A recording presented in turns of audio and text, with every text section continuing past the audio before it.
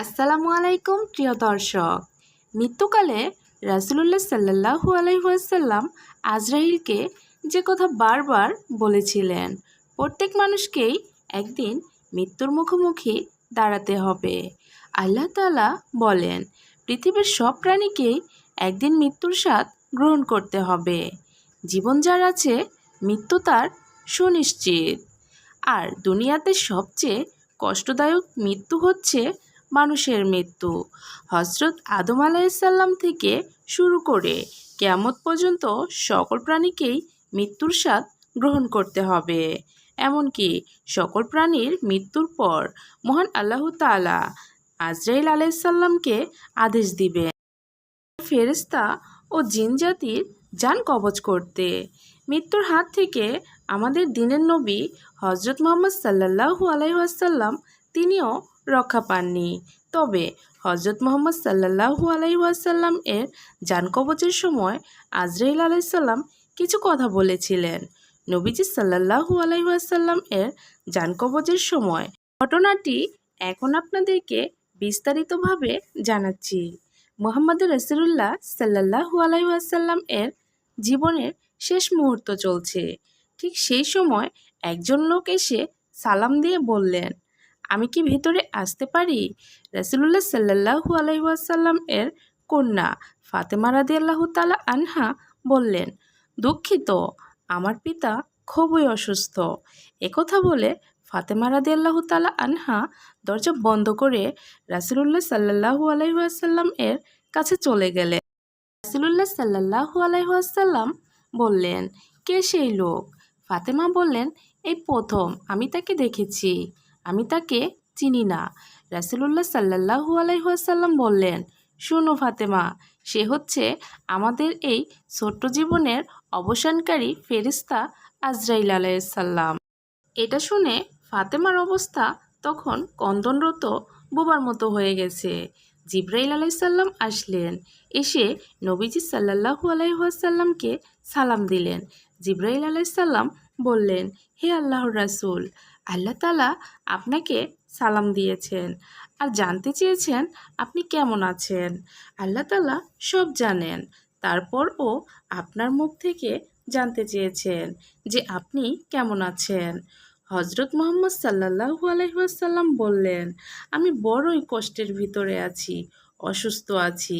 জিবরাইল আলাইসাল্লাম বললেন, ইয়া রাসূলাল্লাহ, একজন নতুন ফেরেশতা এসেছে আজকে আমার সাথে, যে ফেরেশতা কোনো মানুষের কাছে আসার জন্য কোনো দিন অনুমতি চায়নি আর কোনো দিন চাইবেও না। শুধু আপনার অনুমতি চাই আপনার কাছে আসার জন্য। আর সেই ফেরেশতার নাম মালাকুল মউত। এরপর মালাকুল মউত রাসূলের অনুমতি নিয়ে রাসূলের চাষেল মোবারকের কাছে এসে সালাম দিলেন। আজরাইল আলাইসাল্লাম বললেন, ইয়া রাসূলাল্লাহ, আদম আলাইসাল্লাম থেকে শুরু করে এই পর্যন্ত আমি যত মানুষের জান কবজ করেছি আর কিয়ামত পর্যন্ত যত মানুষের জান কবজ করব, আমি কারো কাছে অনুমতি চাইনি আর আমার অনুমতি চাইতেও হবে না। কিন্তু আজকে আসার সময় আল্লাহ তাআলা বলেন, আমি যেন আপনার অনুমতি চাই। এই সময় নবীজি বললেন, মালাকুল মউত, আমি যদি অনুমতি না দেই? তখন আজরাইল আলাইসাল্লাম বললেন, আপনি যদি অনুমতি না দেন তাহলে আল্লাহ তাআলা আমাকে ফিরে যেতে বলেছেন। রাসূলুল্লাহ সাল্লাল্লাহু আলাইহি ওয়াসাল্লাম বললেন, হে জিবরাইল, আমার উম্মতের কি হবে? আমার উম্মতের নাজায়াতের কি হবে?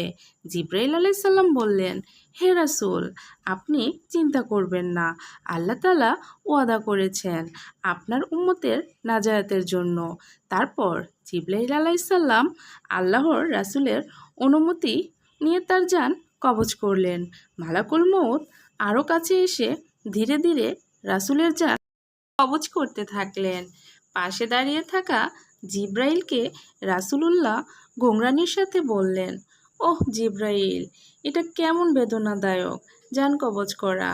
ফাতেমা রাদিয়াল্লাহু তাআলা আনহা তার চোখ বন্ধ করে ফেললেন। আলী রাদিয়াল্লাহু তাআলা আনহু তার দিকে ওপর হয়ে বসলেন। জিবরাইল আলাইসাল্লাম তার মুখটা উল্টো দিকে ফিরিয়ে নিলেন। রাসূলুল্লাহ সাল্লাল্লাহু আলাইহি ওয়াসাল্লাম বললেন, হে জিব্রাইল, তুমি মুখটা উল্টো দিকে ঘুরালে কেন? আমার প্রতি কি তুমি বিরক্ত? জিব্রাইল আলাইহিস সালাম বললেন, হে আল্লাহর রাসূল, সাকারাতুল মৌতের অবস্থায় আমি আপনাকে দেখে কিভাবে সহ্য করতে পারি?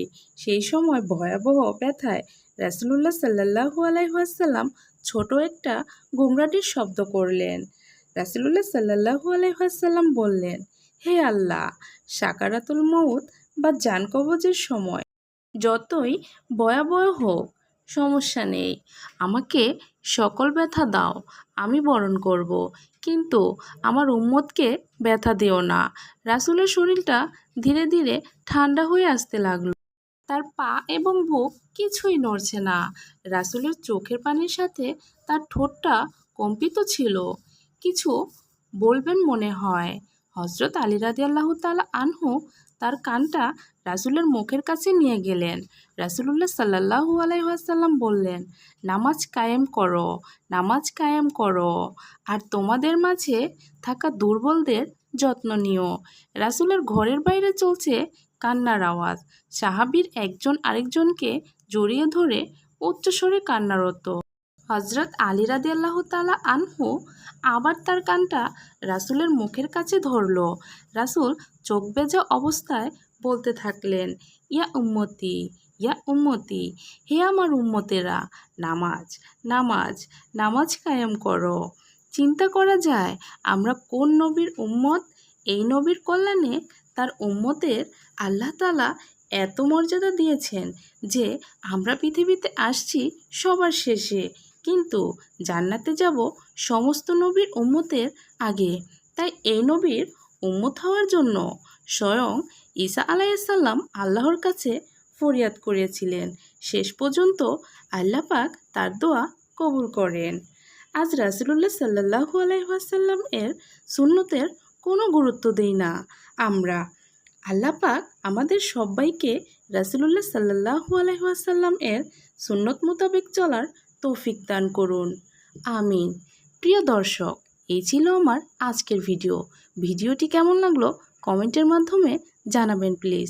ভালো লাগলে একটি লাইক দিন, আর এরকম ইসলামিকমূলক ভিডিও পেতে আমার চ্যানেলটি সাবস্ক্রাইব করে পাশে থাকা বেল আইকনটি ক্লিক করে রাখুন। এতে করে ইসলামিকমূলক ভিডিও আপলোড দেওয়ার সঙ্গে সঙ্গে নোটিফিকেশন চলে যাবে আপনার মোবাইলে। এতক্ষণ ধরে মূল্যবান সময় দিয়ে ভিডিওটি দেখার জন্য অসংখ্য ধন্যবাদ। আজকের ভিডিওটি এই পর্যন্তই। পরবর্তী ভিডিও দেখার আমন্ত্রণ জানিয়ে শেষ করছি। আল্লাহ হাফেজ।